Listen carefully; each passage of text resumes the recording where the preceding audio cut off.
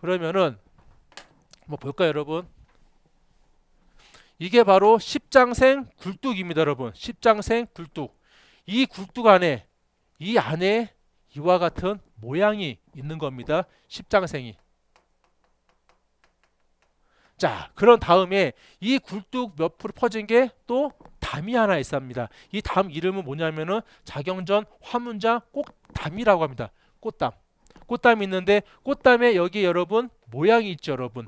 뭐뭐가 있냐면요. 벽면에 꽃나비, 국화, 대나무, 석류, 천도, 매화를 여기에 장식을 했다라고 우리는 보시면 될 것 같습니다. 화문장 꽃담이 있고요. 십장생 굴뚝이 있습니다. 이 친구는 자경전에 가시게 되면은 볼 수가 있는데 지금 이렇게 그 아크릴판으로 해가지고 보존을 하기 위해서 막아놓은 걸로 제가 알고 있습니다. 얘는 그냥 담이에요. 담. 그 옆에 있는 담벼락이 되겠죠, 여러분. 거기에 들어가는 문양도 만자 무늬도 있고 여러 가지 문양이 있겠습니다. 그 부분입니다. 자, 그래서 경복궁은 이걸로 끝을 내고요. 잠깐 여기서 알아볼게요, 여러분. 자, 아미산 원에 식재되는 수조, 그러니까 식재되는 게 아닌 것은, 그러니까 지금 뭐냐면은 아미산 후원에 청경물이든 식재물이든 아닌 것은 하고 나왔을 때 예를 들어서 소나무 주 중에서 반송이라고 있습니다. 반송. 소나무가 이렇게 장송으로 이렇게 자라야 되는데 이렇게 자라지 않고 이렇게 반원구형으로 자라는 반송이 있어요. 아미산 후원에는 단순 암기입니다. 반송은 없습니다. 초하류 등등 첨경물은 있지만은 반송은 없다라는 거. 요게 꼭 암기해 두시고요. 자, 디귿 번째 창경궁의 공간별 기능으로 하겠습니다. 창경궁 동쪽에 있다고 해서 얘를 우리는 동궐이라고 합니다. 창경궁은 동쪽에 있다. 창덕궁이죠, 여러분. 창덕궁은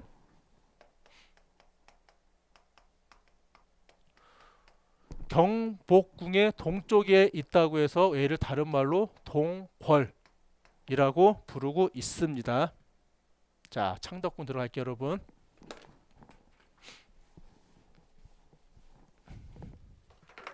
잠시만 좀 깨끗이 지우고 가겠습니다. 자, 창덕궁.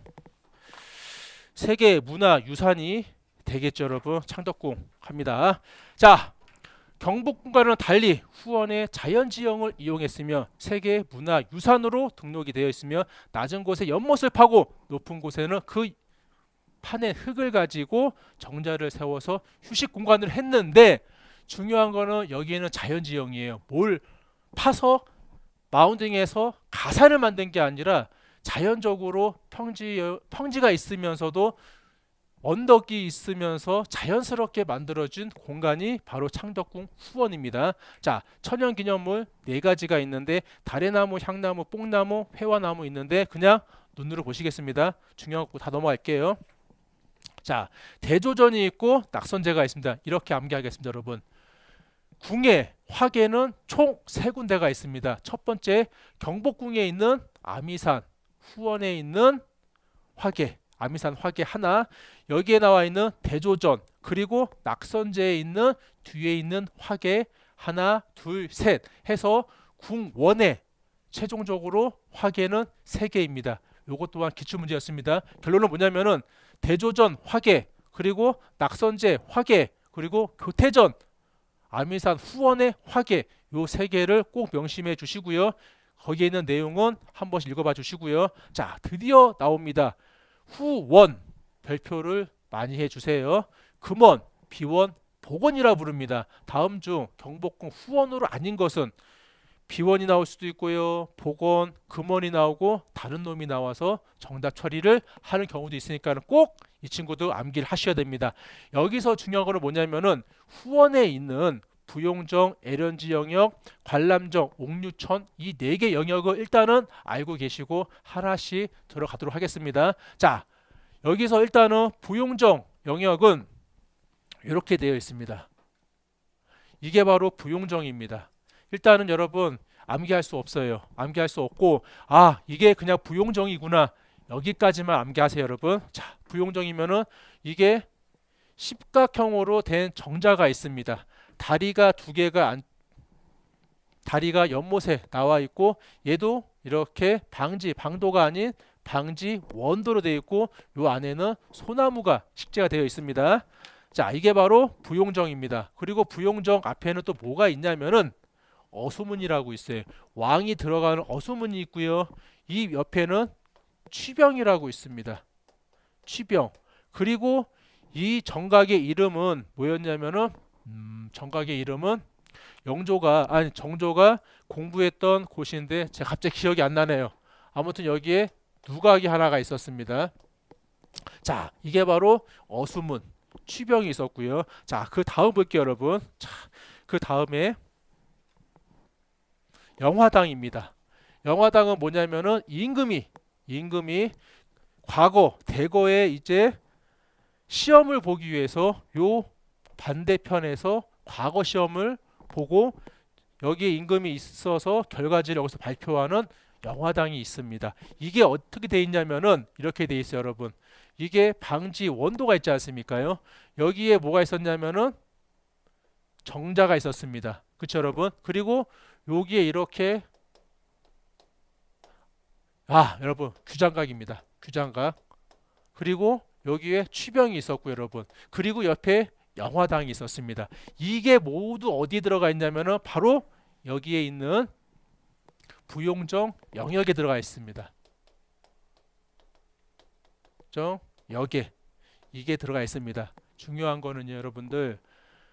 일단은 부용정 영역이 있다라는 걸 알고 계셔야 되고요. 이런 게 있다라고만 그냥 단순 암기로 하시고 여러분들은 이걸 외울 수가 없습니다. 기사 시험을 보는 게 아니기 때문에 그냥 눈으로만 한번 보시면서 넘어가겠습니다. 자, 그 다음에 뭐가 있냐면은 애련정 영역이 있고요.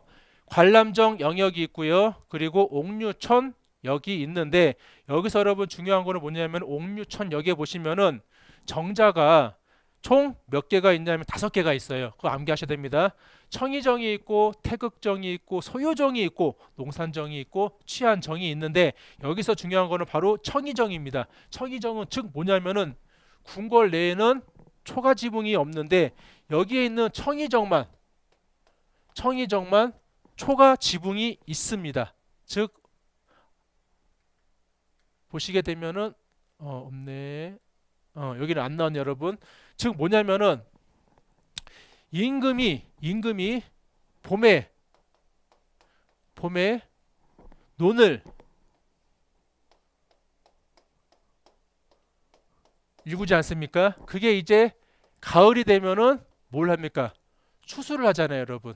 그렇죠? 논을 맨 다음에 추수를 하는데 가을에 예를 들어서 추수를 하는데 곡식이 많이 배출이 됐습니다. 아니 많이 나왔어요. 그러면은 그게 곧 풍년이지 않습니까? 이걸로 인해서 만백성들이 풍년이구나 또는 곡식이 많이 안 돼서 흉년이구나 이걸로 판단할 수 있는 거였습니다. 그게 바로 청의정 앞에 이게 청의정이었으면은 요 앞에 이러한 논이 있었습니다. 그래서 추수한 다음에 여기에나 볏짚 있지 않습니까? 예로 여기에 지붕을 벼룩집으로 한 게 바로 청의정이었습니다. 그래서 요게 초가지붕 정자 하나였다라는 거를 꼭 보시면 될 것 같고요. 제가 하나 빠진 게 있습니다, 여러분. 관람정이었어요. 제가 지난 중국 할 때 명나라 할 때 여러분 기억 나는지 모르겠습니다. 자, 부채꼴 모양의 정자가 있다고 말씀드렸죠, 여러분. 하나는 저기 원 시대에 있는 사자림이 있었고 하나는 명나라 시대에 졸정원의 여수 동자 헌이 있었고요. 그 다음에 관람정이 있습니다. 관람정 바로 요 모양입니다. 부채꼴 모양으로 되어 있는 거겠죠. 자, 그 다음에 창경궁을 보겠습니다. 창경궁. 자, 여기가 옥류천 영역인데 여러분 옥류천에도 나중에 여러분 가보세요 한번요. 여기에 이렇게 곡수고가 흐릅니다. 인공 폭포. 즉 뭐였냐면은 우리가 통일신라 시대에 있었던 포석정이나 그리고 그 앞전에 중국에 있었던 유상곡수연이나 이렇게 인공으로 만든 게 비원, 후원의 옥류천에도 하나가 있었더라. 참고하시고요. 자, 그 다음 들어가는 게 바로 통명전지가 나옵니다. 불교를 영향을 받아서 나왔는데 이렇게 암기를 할게요, 여러분. 자, 어떻게 암기를 하시냐면은 여기서 수원지입니다. 수원지 이름 우리는 열천이라고 부릅니다. 열천에서 물이 석교로 내려가서 일로 퐁당을 하고 이쪽에서는 이제 어떠한 문어미 방식이든 어떠한 방식으로 출수가 됩니다. 중요한 거는 이거예요, 여러분. 여기에 있는 이게 바로 여러분이 알고 있는 난간석입니다. 난간석. 그렇죠, 여러분? 그리고 얘는 다리입니다.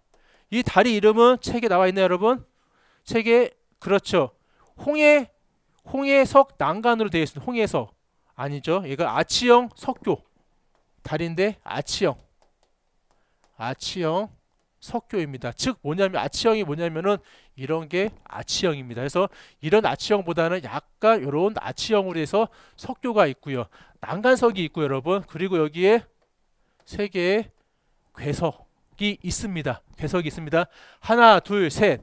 여기에는 뭔가 청경물이 올라와 있고 여러분. 자, 그 다음에 볼게요, 여러분. 문제 보시면 수원지는 열천이고 괴석 3개와 기물을 바쳤던 양년 받침대 1개가 있습니다, 여러분. 그게 뭐냐면은 책에는 나와 있는데 여러분 여기에 보시게 되면 어떻게 되어 있냐면은 여기에 있는 게 양년 대석이에요. 즉 뭐냐면은 이러한 대 위에 이렇게 뭔가가 연꽃 모양처럼 만들어져 있어요. 그래서 사람들이 여기다가 동절 던져가지고 이 안에 들어가면은 소원이 이루어지더라 해서 그런 이야기도 있고요. 여기 아무튼 연꽃 모양의 양년 대석이 있습니다. 해서 책에 있는 것처럼 암기를 하십니다. 아주 많이 나옵니다. 수원지는 열천이면서 괴석은 3개와 기물을 바쳤던 양년 받침대가 1개가 있었습니다. 그게 바로 통명전 지당에 있는 거고요. 낙선제 왕이 책을 읽고 쉬는 공간, 즉 서재 겸 사랑채로 조성이 되어 있었고 낙선제 후원 그쵸 뒤에도 화계는 있었습니다. 화계 총 3개였어요, 여러분. 자, 덕수궁 보겠습니다. 덕수궁 별표 2개입니다. 굉장히 중요합니다. 석조전은 뭐냐면은 우리나라 최초의 서양식 건물입니다. 단골 시험 문제가 되겠죠. 두 번째, 침상원입니다. 우리나라 최초의 유럽식 정원을 가지고 온 거였는데 프랑스식으로 되어 있고 거기에 그림이 아주 잘 나와 있습니다. 즉 뭐냐면은 이게 바로 서양식 건축물이 되겠고요. 요 앞에 있는 분수를 포함한 모든 부분들이 바로 책에 나와 있는 것처럼 침상원이 됩니다. 침상원. 침상, 즉 뭐냐면은 이러한 평지가 있으면은 약간의 땅을 파가지고 요 안에 분수를 만들고 요 잔디를 만들어 준 거. 이게 침상 그리고 원이기 때문에 침상원이라고 우리는 말을 하게 되는 겁니다. 해서 침상원을 보시고요. 자, 여기까지 해서 덕수궁까지 해서 경희궁인가 그거 빼고요. 4대 궁에 대해서 설명을 해드렸는데 통명전 있지 않습니까? 이거는 창경궁에 대한 설명이고 여러분이 알고 있던 예전에 창경원 했던 동물 있던 부분 있지 않습니까? 그곳이었습니다. 해서 경복궁, 창덕궁, 창경궁, 덕수궁까지 해서 4대 궁이 다 끝났습니다. 자, 세 번째 보시게 되면은 민간 정원이 나옵니다. 정원의 형태를 보시게 되면은 별장이 있었고요. 잠시만요. 별장, 별섭, 별업 그리고 누정, 원림이 있었습니다. 여기에 보시게 되면은 별장이 있어요, 여러분. 별장은 뭐냐면은 쉽게 이야기해서 제2의 전원주택입니다. 여러분이 알고 있는 별장 있지 않습니까? 그 의미와 똑같습니다. 자, 별서는 뭐냐면은 운둔을 목적으로 이제 영화와 부귀를 등을 지고 살아가기 위한 주거지였습니다. 별서. 자, 어떻게 보면은 좀 은희를 사상으로 해가지고 좀 이렇게 피신처 같은 역할을 했겠죠, 여러분. 자, 별업은 뭐냐면은 선영의 관리, 즉 뭐냐면은 부모님이 돌아가시고 선영에서 집을 짓고 사는 거, 효를 상징하는 게 바로 별업형 별서였습니다. 자, 별업형에는 별업형에는 뭐가 대표적이냐면은 윤계보의 조성누 정원이 대표적이었습니다. 누정 한번 읽어보시고요. 정원의 형태, 이런 게 있더라. 고만 아시면 되고 굳이 암기할 필요는 없겠습니다.